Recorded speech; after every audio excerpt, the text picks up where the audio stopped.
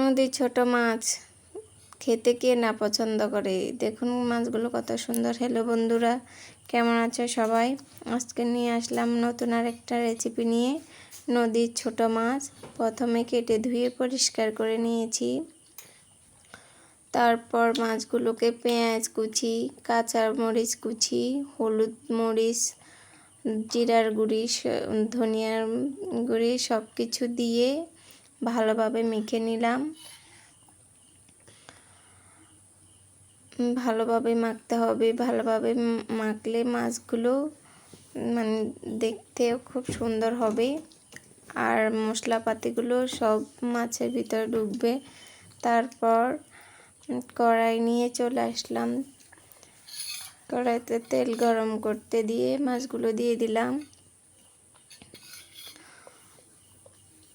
ভালোভাবে পিট করে ভালোভাবে কষিয়ে নিতে হবে। ছোট মাছ যত ভালো কষাতে পারেন ততই বেশি স্বাদ।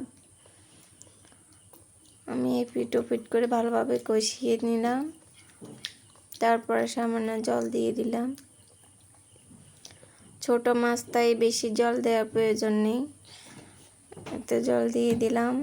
বলক চলে আসলো। আপনাদের সাথে কথা বলতে বলতেই আমার মাছ রান্না প্রায় হয়ে গেল।